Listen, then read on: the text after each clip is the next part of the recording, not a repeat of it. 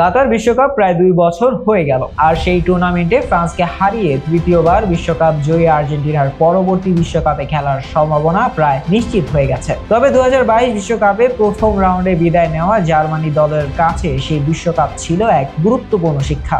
2 বছর পর দলের সদস্য এবং বর্তমান অধিনায়ক ইয়োশুয়া কিমিখ স্বীকার করেছেন যে 2022 বিশ্বকাপে তাদের রাজনীতি করার সিদ্ধান্ত সঠিক ছিল না। 2018 সালের পর 2022 বিশ্বকাপে আবারও প্রথম রাউন্ডে শেষ হয়ে যায় 4 বারের চ্যাম্পিয়ন জার্মানির পথ চলা। কাতারের একটি মানবাধিকার নীতির বিরুদ্ধে প্রতিবাদ জানাতে গিয়ে জার্মান দল ম্যাচের আগে এক বিতর্কিত ছবি তোলে, যেখানে তারা হাত দিয়ে মুখ ঢেকেছিল। কাতার সরকার সেখানে সমকামিতাকে শাস্তিযোগ্য অপরাধ হিসেবে বিবেচনা করে, যা পশ্চিমা দেশগুলো মানবাধিকার লঙ্ঘন হিসেবে দেখছে।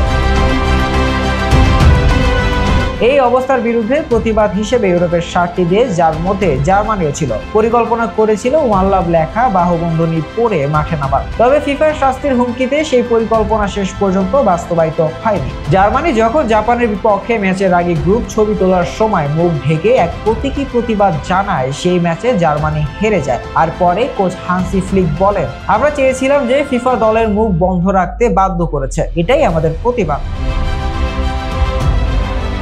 কিন্তু 2 বছর পর ইউএফএ নেশনস লিগের ম্যাচের আগে এক সংবাদ সম্মেলনে কিমিখ ওই ঘটনার বিষয়ে তার অবস্থান পরিবর্তন করেন। তিনি বলেন, বিশেষ করে জাতীয় দলের অধিনায়ক হিসেবে আমাদের কিছু নির্দিষ্ট মূল্যবোধের পাশে দাঁড়ানো উচিত, তবে সবসময় রাজনৈতিক মতাদর্শ প্রকাশ করা আমাদের কাজ নয়। কাতারের প্রসঙ্গ টেনে কিমিখ বলেন, যখন কাতারের প্রসঙ্গ আসে তখন আমাদের দল ও দেশ হিসেবে একটা ভালো ছবি তুলে ধরতে পারেনি। আমরা রাজনৈতিক মতাদর্শ প্রকাশ করেছি, যা বিশ্বকাপের আনন্দে কিছুটা ছেদ ফেলেছিল।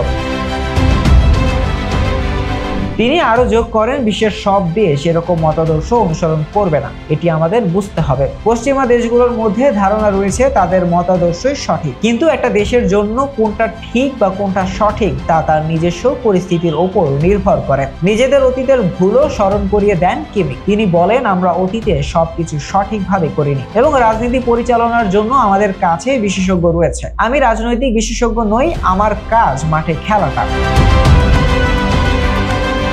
এই প্রসঙ্গে কিমিখ আশা প্রকাশ করেন যে ভবিষ্যতে ফুটবলাররা তাদের ভুলগুলি পুনরাবৃত্তি করবে না। তিনি বলেন, আমি আশা করছি 10 বছর পর যেসব ফুটবলাররা বিশ্বকাপ খেলবে তারা শুধুমাত্র খেলা নিয়েই মনোযোগ দেবে। যাই হোক না কেন, আমাদের দায়িত্ব শুধু নিজের সেরাটা দেওয়া। এদিকে জার্মানির জন্য আগামী সপ্তাহে 2টি গুরুত্বপূর্ণ ম্যাচ অপেক্ষা করছে। 18 নভেম্বর বসনিয়ার বিপক্ষে এবং 21শে নভেম্বর হাঙ্গেরির বিপক্ষে তাদের নেশনস লিগের ম্যাচ অনুষ্ঠিত হবে। শাহরিয়ার আহমেদ জয়, ডেস্ক রিপোর্ট, আইকন স্পোর্টস।